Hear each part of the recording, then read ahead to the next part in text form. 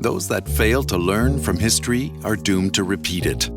Words that inspired Winston Churchill's famous speech, and a new book examining the rise and fall of 7 Golden Age civilizations indeed offers some historical lessons for the 21st century. In times when we began to fear the world, we think that a quick solution is to just shut it out and stay away from it all. And that's really a dangerous temptation, because that's the one that makes us lose the ability to learn how to handle it. Johan Norberg is the author of Peak Human, What We Can Learn from History's Greatest Civilizations, which focuses on highly innovative societies that were unusually open to new ideas. Look for his article based on the book in the December edition of Finance and Development magazine. Norberg is an historian and a senior fellow at the Cato Institute. Journalist Rhoda Metcalf caught up with him to talk about his latest book. There have been many powerful, prosperous empires throughout history, but you include just 7 in your recent book that you consider Golden Age civilizations. So what makes these 7 so golden? Often when people talk about strong civilizations, they think about mighty empires and territorial expansion, but often the kind of life that they made possible was quite depressing, full of oppression and poverty and slavery. That's not what I have in mind. I have in mind civilizations that created something that was valuable to people who lived there.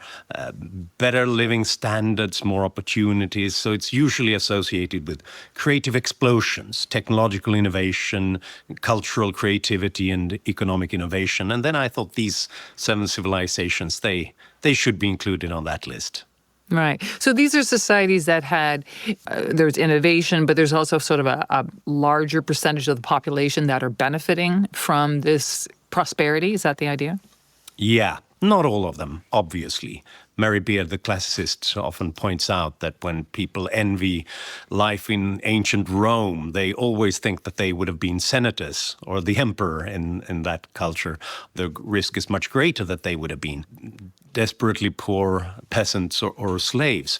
They all had some forms of slavery and oppression. What set these golden ages apart was that for a broader section of people, they had better living standards, more opportunities, higher real wages, the ability to feed themselves and their families.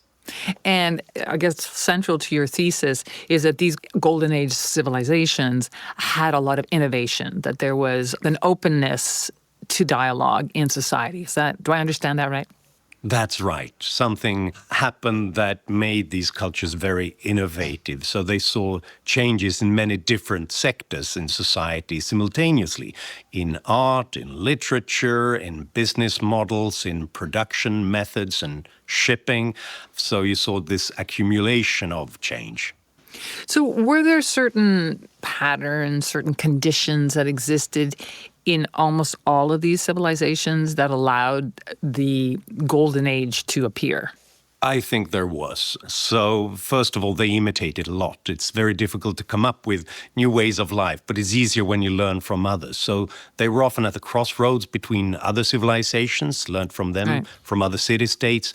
They were always traders, maritime cultures, so they saw other ways of producing, of living, of implementing institutions. So that helped them to compare, to learn, and then to test something new back home. Right. So, I mean, trade was certainly a big aspect of all of these societies, right?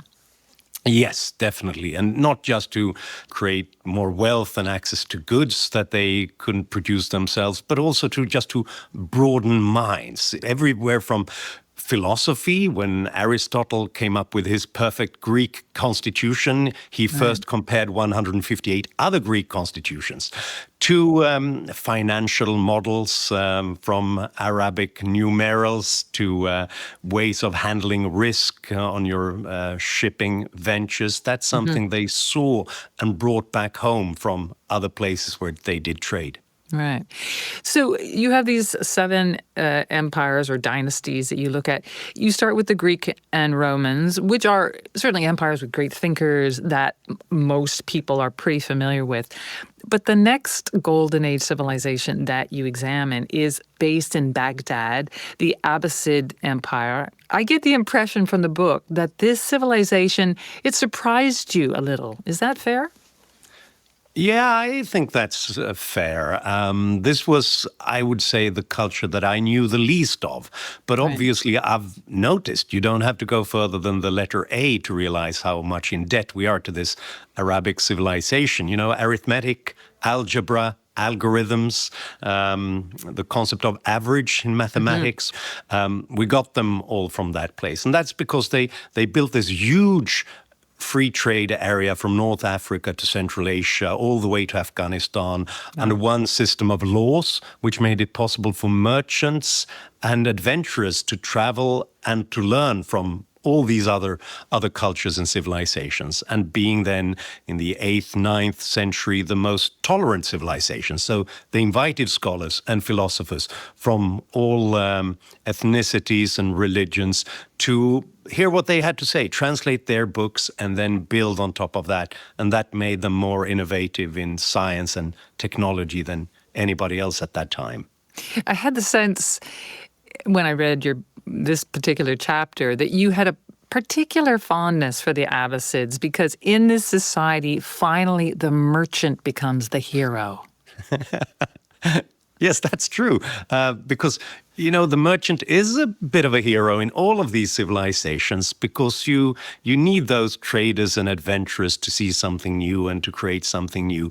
But they're not always respected. They're not always respected. Exactly. In ancient Athens, in ancient Rome, they depended on merchants, but they thought that was something best left to foreigners and to slaves or freed slaves because it wasn't really dignified. Even the sort of sophisticated thinkers like Aristotle and Cicero, they thought this is really degrading for people to make money and to engage in trade. You should rather own land and think and contemplate about deep thoughts. Right. But the Abbasids, they were the first of these civilizations that really thought about coming up with new business models, new ways of doing trade as a dignified profession.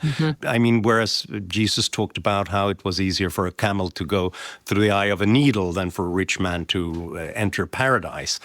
Muhammad, on the other side, talked about the honest merchant as being on the side of the prophets. Right. So that tells you something about a culture that really encouraged entrepreneurship and trade. And you speak about the famous Arabian Nights folk tales that come out of this period where instead of the prince going out in pursuit of a damsel or something, it's a businessman or it's a merchant who's going to, seek his fortune. Isn't that interesting? You have individuals like Sinbad the Seafarer who ventures out defying monsters and cannibals and storms to make money, to do business. Making profit. Right. Right. That was it's really interesting society. Also, the Abbasids came up with this idea of experimentation, right? They came up with the idea of testing out ideas, which became such an important concept later in science, right? Yeah, I have really underestimated their influence on the European Renaissance and the Industrial Revolution. So if you noticed that I was I wrote in a more inspired way about them, it was because that was a journey of discovery for me as well. Yeah, interesting. I found it intriguing to see what triggered the creation of some of these Golden Age societies. In China, in the Song dynasty, which was, I guess, based in Guangzhou, you say that it was the creation of a professional army and a civilian bureaucracy based on meritocracy that were key to, allowing this dynasty to flourish. Why was that so important? Yeah, often golden ages are created a little bit by accident. You sort of stumble onto a particular trajectory and that creates other effects. Yeah, and in this instance, the traditional, more feudal system where farmers were tied to the land, it broke down during chaos and civil war. So instead, they had to raise money to fund an army. And in that case, you need tax revenue.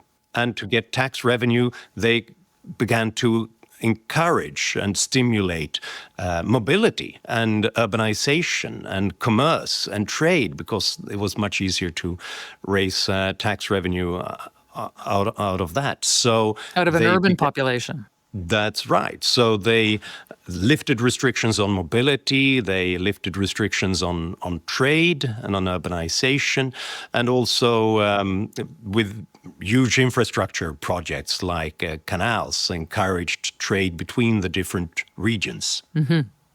And I guess also having this civilian bureaucracy that anyone essentially could become part of if they were sufficiently educated, encouraged education and literacy and effort at social mobility.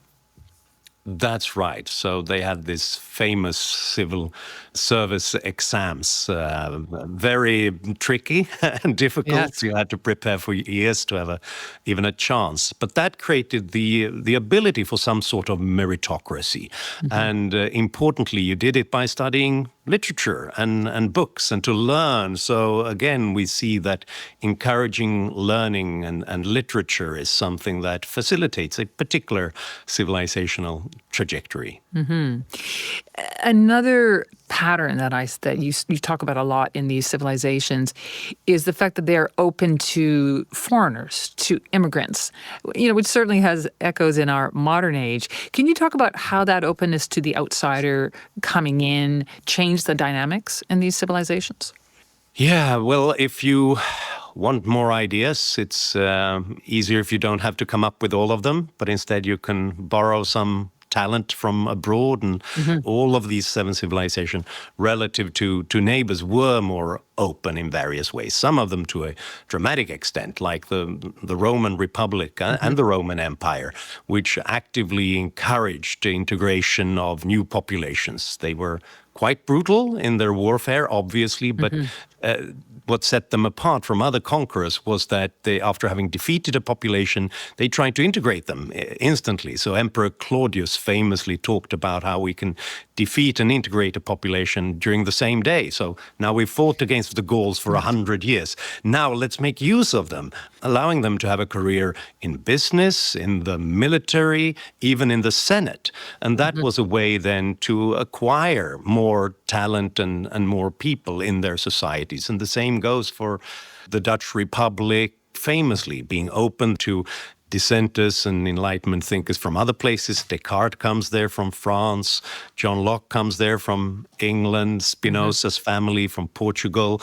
These are then a melting pot of brand new ideas about science, about the world that really, I think, unleashes the modern world. You also put a lot of emphasis on private property rules.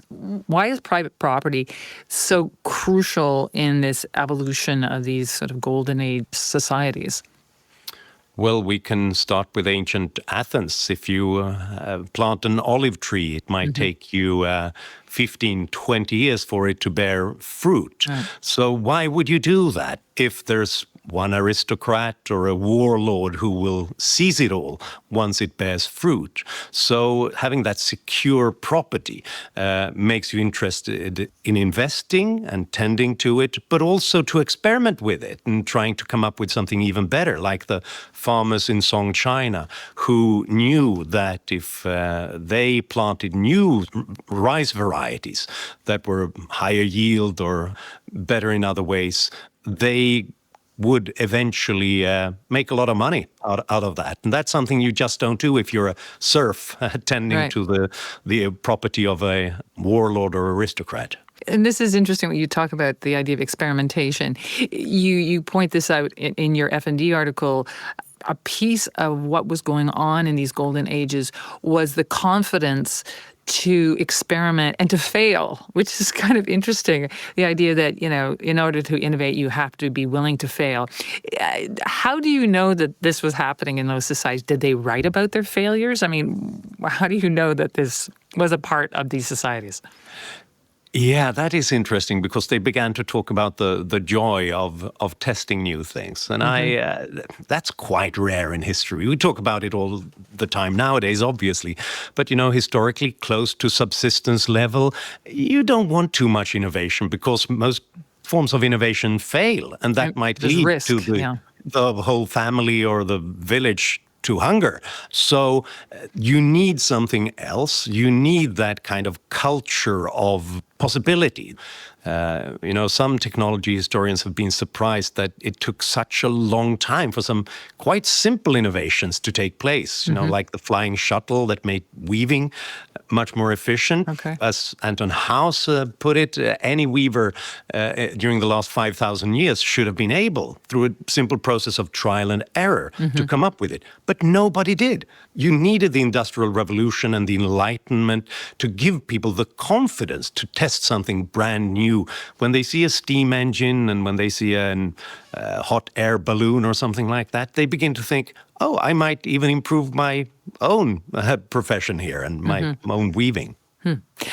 All of these prosperous, innovative societies eventually go into decline. Was there a common pattern to that decline? Well, if you build golden ages through this kind of openness to learning and acquiring, trading, then you lose it when you close your societies to those influences. You become fearful of the world. You try to protect yourself by reimposing orthodoxies or dismantling much of that openness to outsiders. So generally, that's where the decline starts, is this sense of hunkering down because you've got an enemy to face. Yeah, we have war, we have climate changes that result in famine and pandemics, and they're often devastating. History speaks quite loudly on that point, that in times when we began to fear the world, we think that a quick solution is to just shut it out and stay away from it all. And that's really a dangerous temptation, because that's the one that makes us lose the ability to learn how to handle it. And the impulse to innovate and the impulse to try new things. Yeah, you return to that don't rock the boat mentality. Let's try to stick to what we already know. But we know from history that that's often how you lose what you already have, because that also takes constant hard work to stay capable and competitive and to keep exploring the world. But that's what you often lose in the decline phase of these civilizations. When we get worried, we have this fight or flight tendency to get away from the intellectual openness that made us strong. One thing that we have today that didn't exist in those previous eras is a system of multilateral organizations like the IMF, that stretch beyond one particular dynasty and connect countries around the world. What role do you see potentially for multilaterals in sustaining the kind of openness to trade and ideas that exist in today's world? In a way, this golden era that we're in right now is the most golden of them all, because for the first time, progress has not been limited to one particular region. For the first time, we've created a rules-based order where it's possible for even small countries in the periphery, like my own Sweden and all over the world, places have been able to, through digital communication and trade, then have access to knowledge, to technology, and to begin to prosper as well. And that takes a particular world order. It takes this kind of attempt to find rules, negotiations, compromises, mutually beneficial trade, rather than having soldiers cross the border. That's a fairly new phenomenon in the world. And how we then learn from each other and what we're doing in various ways, spreading that knowledge through the IMF and other institutions, that's something that helps all civilizations to thrive. And in a way, it's a way of not having all the eggs in one basket.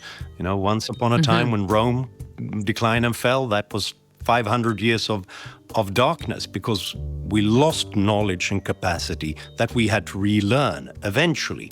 Nowadays, hopefully we don't, because we have more places that can use and benefit and then spread the best solutions around the world. Well, it's a fascinating book with a lot of takeaways for us to think about in our current economy. Johan Norberg, thank you so much for coming on the podcast today. Thank you. It was a pleasure.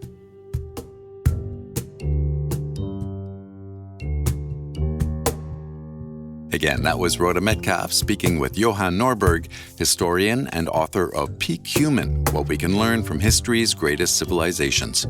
His article, Why Civilizations Flourish and Fail, is published in the December edition of Finance and Development magazine. Go to imf.org/F&D.